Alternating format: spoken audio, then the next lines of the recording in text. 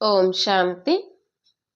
మురళి తారీఖు 31/1/2025. ఈరోజు బాబా చెప్తున్నారు మురళి సారము. మధురమైన పిల్లలు, పుణ్యాత్మగా అవ్వాలంటే మీ లెక్కాపత్రాన్ని చెక్ చేసుకోండి. ఏ పాపము జరగటం లేదు కదా, సత్యఖాత జమ అయి ఉందా? ఏ పాపము జరగడం లేదు కదా, సత్యమైన ఖాతా జమ అయి ఉందా అనే విధంగా మీ యొక్క లెక్కాపత్రాన్ని చెక్ చేసుకోండి. దాని ద్వారా పుణ్యాత్మగా అవుతారు. ప్రశ్న: అన్నిటికన్నా పెద్ద పాపము ఏది? జవాబు: ఎవరిపైనైనా చెడు దృష్టి ఉంచటము. ఇది అన్నిటికన్నా పెద్ద పాపము. పుణ్య ఆత్మగా తయారవుతున్న పిల్లలైన మీరు ఎవరిపైన చెడు దృష్టిని అనగా వికారీ దృష్టిని ఉంచకూడదు. చెక్ చేసుకోవాలి, నేను ఎంతవరకు యోగములో ఉంటున్నాను, ఏ పాపము చేయటం లేదు కదా. ఉన్నత పదవిని పొందాలంటే జాగ్రత్త వహించండి. కొద్దిగా కూడా చెడు దృష్టి ఉండకూడదు.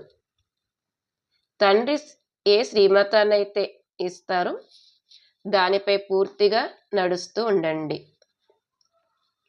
పాట: ముఖాన్ని చూసుకో ఓ ప్రాణి. ఓం శాంతి. అనంతమైన తండ్రి తన పిల్లలతో, పిల్లలు మీ అంతరంగాన్ని కాస్త పరిశీలించుకోండి అని అంటారు. నేను జీవితం అంతటిలోనూ ఎంత పాపం చేశాను, ఎంత పుణ్యం చేశాను అనేది మనుషులకు తెలుస్తుంది. ప్రతిరోజు మీ లెక్కపత్రాన్ని చూసుకోండి. ఎన్ని పాపాలు చేశాను, ఎంత పుణ్యం చేశాను, ఎవరిని నొప్పించలేదు కదా అని మీ లెక్కపత్రాన్ని చూసుకోండి. ప్రతి మనిషి అర్థం చేసుకోగలడు, నేను జీవితంలో ఏమేం చేశాను, ఎంత పాపం చేశాను, దాన పుణ్యాలు మొదలైనవి ఎంత చేశాను అని ప్రతి మనిషి అర్థం చేసుకోగలుగుతాడు. మనుషులు యాత్రలకు వెళ్ళినప్పుడు దాన పుణ్యాలు చేస్తారు, ప్రయత్నించి పాపాలు చేయకుండా ఉంటారు. తండ్రి పిల్లల్ని అడుగుతున్నారు, ఎన్ని పాపాలు చేశారు, ఎంత పుణ్యం చేశారు. ఇప్పుడు పిల్లలైన మీరు పుణ్యాత్మగా అవ్వాలి. ఏ పాపము చేయకూడదు. పాపాలు కూడా అనేక రకాలుగా ఉంటాయి. ఎవరి వైపుకైనా చెడు దృష్టి వెళ్తే అది కూడా పాపమే. చెడు దృష్టి అనేది వికారాలకు సంబంధించే ఉంటుంది. ఇది అన్నింటికన్నా చెడ్డది. ఎప్పుడు కూడా వికారి దృష్టి వెళ్ళకూడదు. చాలా వరకు పతి పత్నికి మధ్యన వికారి దృష్టియే ఉంటుంది.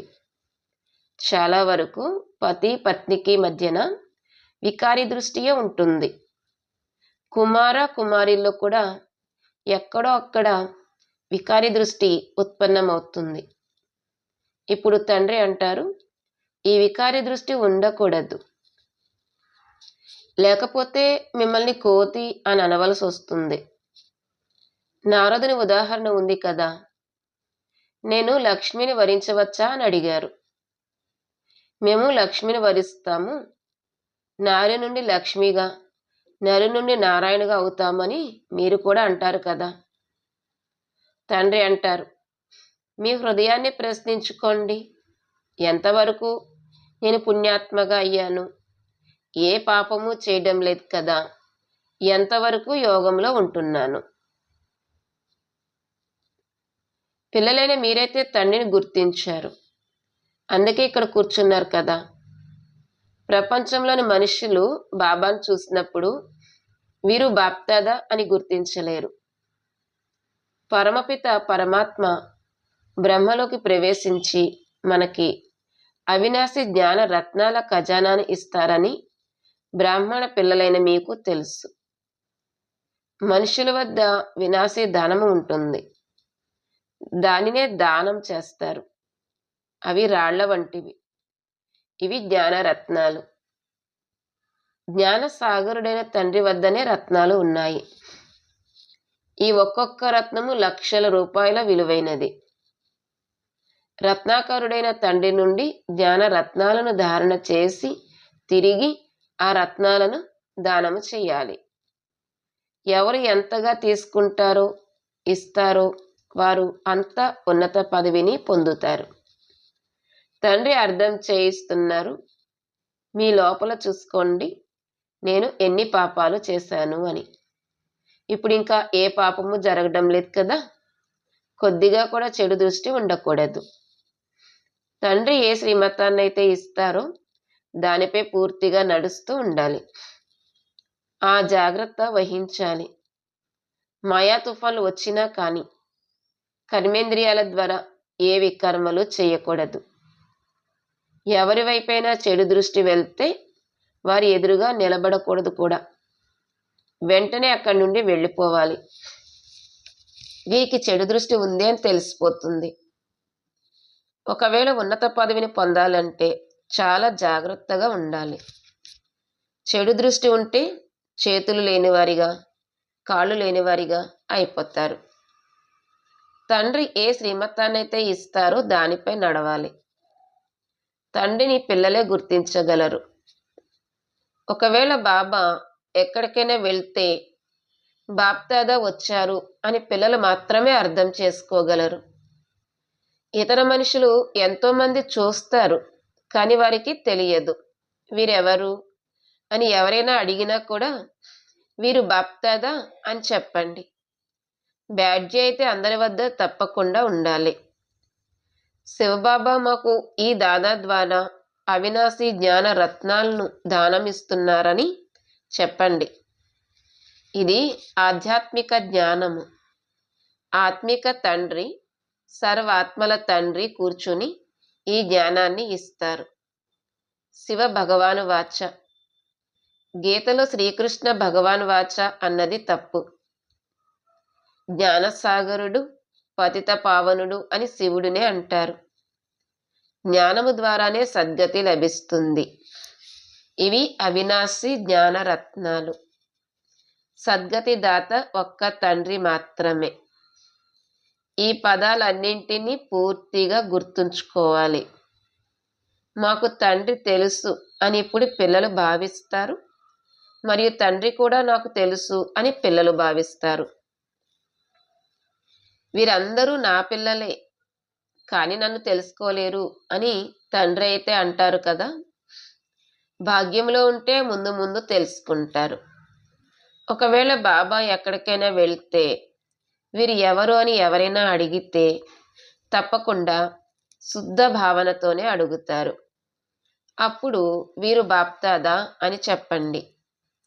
అనంతమైన తండ్రి నిరాకారుడు. వారు ఎప్పటి వరకైతే సాకారములోకి రారో అప్పటి వరకు వారసత్వం ఎలా లభిస్తుంది? కావున శివబాబా ప్రజాపిత బ్రహ్మ ద్వారా దత్తత తీసుకుని వారసత్వాన్ని ఇస్తారు. వీరు ప్రజాపిత బ్రహ్మ మరియు వీరు బీకేలు చదివించేవారు జ్ఞానసాగరుడు. వీరు ప్రజాపిత బ్రహ్మ మరియు వీరు బీకేలు చదివించేవారు జ్ఞానసాగరుడు. వారి నుండి వారసత్వము లభిస్తుంది. ఈ బ్రహ్మ కూడా చదువుకుంటారు. వీరు బ్రాహ్మణుడి నుండి మళ్ళీ దేవతగా అవ్వనున్నారు. ఇది అర్థం చేయించడం ఎంత సహజము. ఎవరికైనా బ్యాడ్జీపై అర్థం చేయించడం మంచిది. నన్ను స్మృతి చేసినట్లయితే మీ వికర్మలు వినాశనం అవుతాయని బాబా చెప్తున్నారు అని చెప్పండి. పావనముగా తయారయ్యి పావన ప్రపంచంలోకి వెళ్ళిపోతారు. వీరు పతిత పావనుడైన తండ్రి కదా. మనము పావనముగా తయారయ్యేందుకు పురుషార్థము చేస్తున్నాము. వినాశన సమయం వచ్చినప్పుడు మన చదువు పూర్తి అయిపోతుంది. ఇది అర్థం చేయించడం ఎంత సహజము. ఎవరైనా ఎక్కడైనా వెళ్తూ వస్తూ ఉన్నా సరే బ్యాడ్జీ మీతో పాటు ఉండాలి. ఈ బ్యాడ్జీతో పాటు ఒక చిన్న కరపత్రం కూడా ఉండాలి.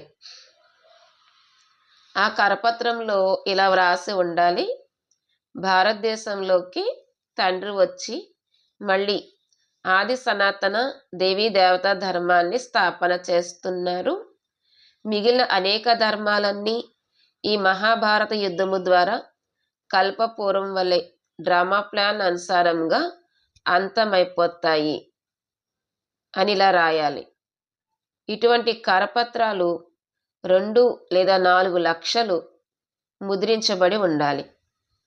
దాని ద్వారా ఎవరికైనా కరపత్రాలను ఇవ్వవచ్చు. పైన త్రిమూర్తి చిత్రము ఉండాలి.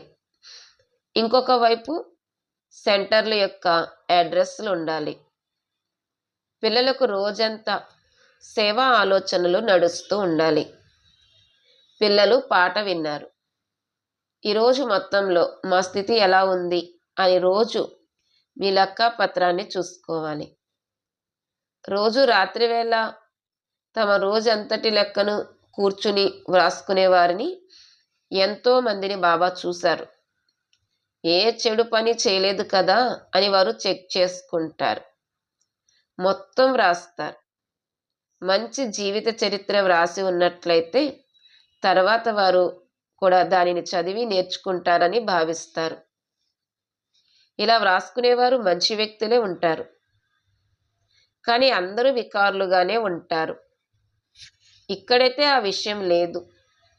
మీరు మీ లెక్కాపత్రాన్ని రోజు చూసుకోండి, తర్వాత బాబా వద్దకు దానిని పంపించాలి.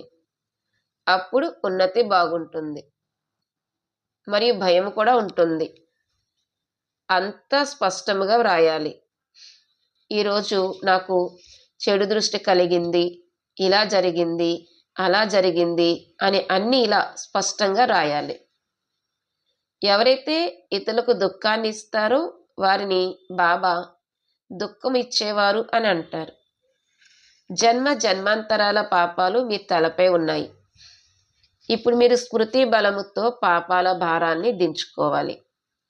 అందుకే రోజు చూసుకోవాలి, నేను రోజంతటిలో ఎవరికీ దుఃఖాన్ని ఇవ్వలేదు కదా. దీనివల్ల పాపం తయారవుతుంది. తండ్రి అంటారు, పిల్లలు ఎవరికీ దుఃఖం ఇవ్వకండి, స్వయాన్ని పూర్తిగా చెక్ చేసుకోండి. నేను ఎంత పాపము చేశాను, ఎంత పుణ్యము చేశాను అని. ఎవరు కలిసిన అందరికీ ఈ మార్గము తప్పకుండా చెప్పవలసిందే. తండ్రిని స్మృతి చేయాలి మరియు పవిత్రముగా అవ్వాలి అని అందరికీ చాలా ప్రేమగా చెప్పండి.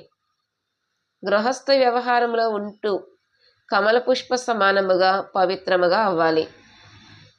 మీరు సంగమ యుగంలో ఉన్నా కానీ ఇదైతే రావణ రాజ్యమే కదా. ఈ మాయావి విషయ వైతరిణి నదిలో ఉంటూ కమల పుష్ప సమానముగా పవిత్రముగా అవ్వాలి. కమల పుష్పము ఎన్నో పిల్ల మొక్కలు కలిగి ఉంటుంది, అయినా అది నీటికి పైనే ఉంటుంది. అది గృహస్థి, అది ఎన్నింటినో పుట్టిస్తుంది. ఈ ఉదాహరణ మీకోసం కూడా ఉంది. మీరు వికారాల నుండి దూరముగా ఉండండి. ఈ ఒక్క జన్మ పవిత్రంగా ఉంటే ఇక అది అవినాశి అయిపోతుంది.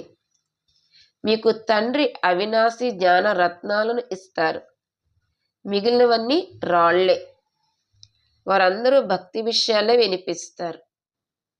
జ్ఞానసాగరుడు పతిత పావనుడు అయితే ఒక్కరే. కావున ఇటువంటి తండ్రి పట్ల పిల్లలకు ఎంత ప్రేమ ఉండాలి. తండ్రికి పిల్లల పట్ల, పిల్లలకు తండ్రి పట్ల ప్రేమ ఉంటుంది. మిగిలిన వారెవ్వరితోనూ సంబంధము లేదు. ఎవరైతే తండ్రి ఇచ్చే మతముపై పూర్తిగా నడవరు వారు సవతి పిల్లలు. రావణుడి మతముపై నడిస్తే ఇక రాముడి మతము ఎక్కడ ఉన్నట్లు? అర్ధకల్పము రావణ సాంప్రదాయము ఉంది, అందుకే దీనిని భ్రష్టాచారి ప్రపంచము అని అంటారు. ఇప్పుడు మీరు మిగిలినవన్నీ వదిలి ఒక్క తండ్రి మతముపై నడవాలి. బీకే యొక్క మతము లభించిన ఆ మతము సరైనదా కాదా అని చెక్ చేయవలసి ఉంటుంది. పిల్లలైన మీకు తప్పు ఒప్పుల జ్ఞానం కూడా ఇప్పుడే లభించింది. ఎప్పుడైతే సత్యమైన వారు వస్తారో అప్పుడే తప్పు ఒప్పుల గురించి తెలియజేయగలరు. తండ్రి అంటారు, మీరు అర్ధకల్పము ఈ భక్తి మార్గపు శాస్త్రాలను విన్నారు. ఇప్పుడు నేను మీకు ఏదైతే వినిపిస్తున్నానో అది రైటా లేక అవి రైటా? ఈశ్వరుడు సర్వవ్యాపి అని వారు అంటారు. నేను మీ తండ్రిని అని అంటాను. ఇప్పుడు ఎవరిది రైటు అనేది జడ్జి చేయండి. ఇది కూడా పిల్లలకే అర్థం చేయించడం జరుగుతుంది కదా. ఎప్పుడైతే బ్రాహ్మణులుగా అవుతారో అప్పుడు అర్థం చేసుకుంటారు. రావణ సాంప్రదాయం వారైతే చాలా మంది ఉన్నారు. మీరు చాలా తక్కువ మంది ఉన్నారు. అందులోనూ నెంబర్ వారుగా ఉన్నారు. ఒకవేళ ఏదైనా చెడు దృష్టి ఉన్నా వారిని రావణ సాంప్రదాయులు అని అంటారు. ఎప్పుడైతే దృష్టి పూర్తిగా పరివర్తన చెంది దివ్యముగా మారుతుందో అప్పుడు వారు రామ సాంప్రదాయులుగా భావించబడతారు. తమ స్థితి ద్వారా ప్రతి ఒక్కరూ అర్థం చేసుకోగలరు కదా. ఇంతకు ముందైతే జ్ఞానం లేదు, ఇప్పుడు తండ్రి మార్గాన్ని తెలియజేశారు కాబట్టి చూసుకోవాలి. నేను అవినాశి జ్ఞాన రత్నాల దానాన్ని చేస్తూ ఉంటానా అని. భక్తులు వినాశీ ధనాన్ని దానం చేస్తారు. ఇప్పుడు మీరు అవినాశీ ధనాన్ని దానం చేయాలి, అంతేకాని వినాశీ ధనాన్ని కాదు. ఒకవేళ వినాశీ ధనం ఉన్నట్లయితే దానిని అలౌకిక సేవలు ఉపయోగిస్తూ వెళ్ళండి. పతితులకు దానం చేయడం వలన పతితులుగానే అయిపోతారు.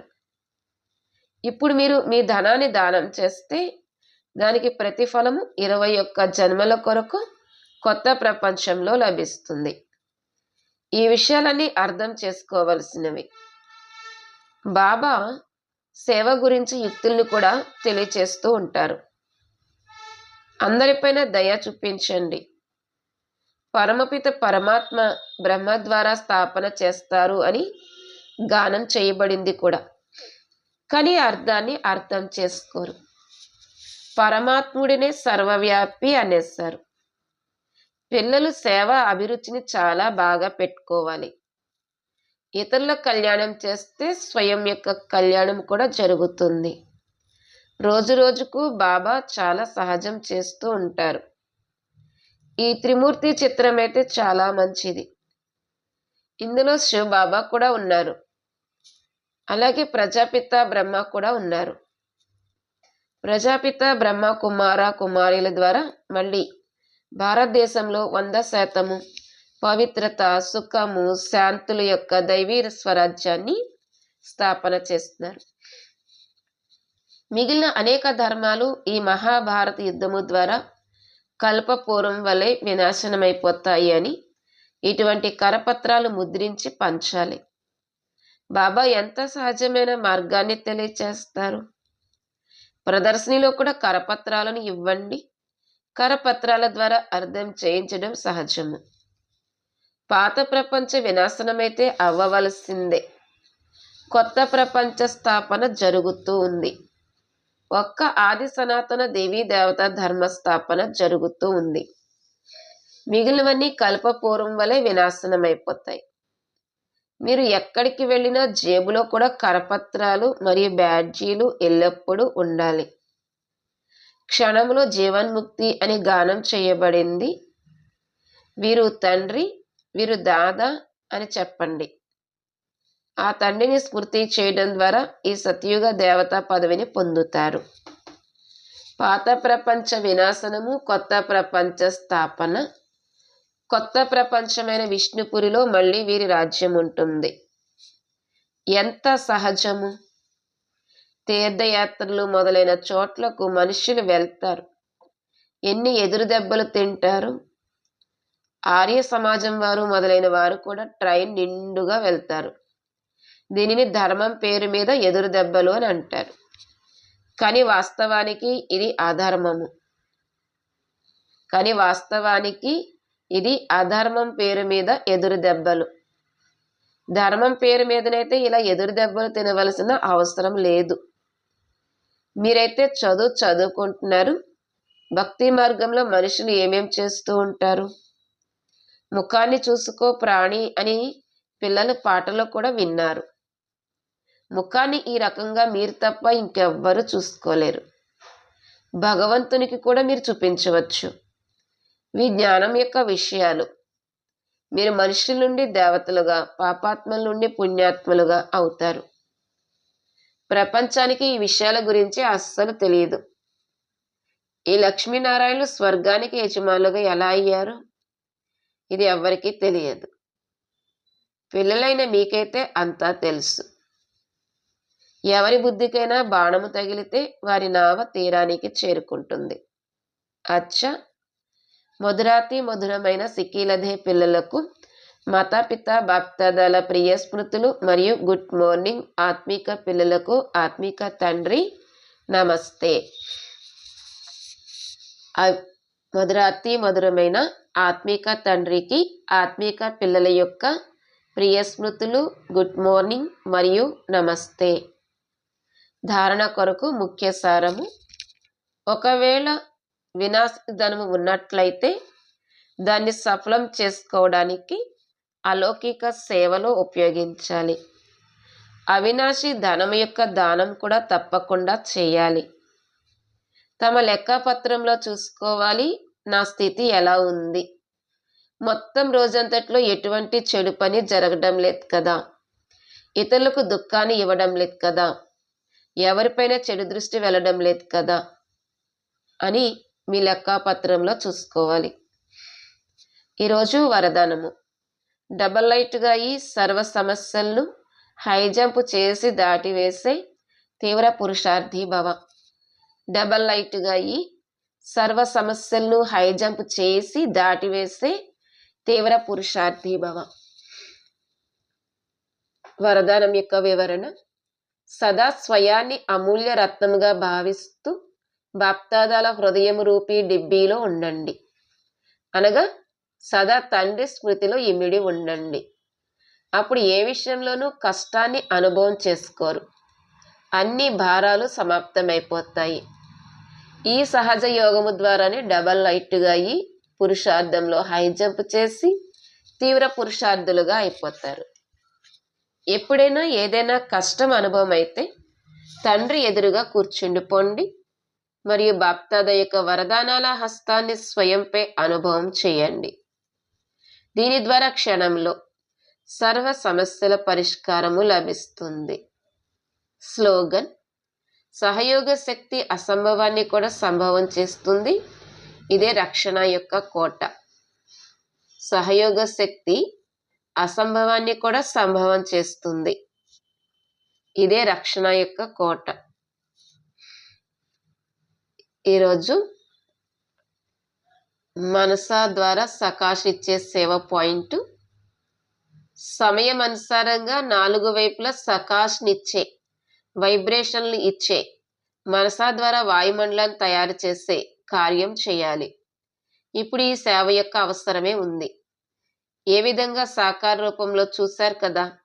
ఏదైనా ఇటువంటి అలతో కూడిన సమయం వచ్చినప్పుడు రాత్రింబవళ్ళు సకాష్నివ్వడము, బలహీనంగా ఉన్న వారిలో బలాన్ని నింపడం పట్ల అటెన్షన్ ఉండేది. సమయాన్ని కేటాయించి ఆత్మలకు సకాష్నిచ్చే సేవ జరుగుతూ ఉండేది. అలా ఫాలో ఫాదర్ చేయండి.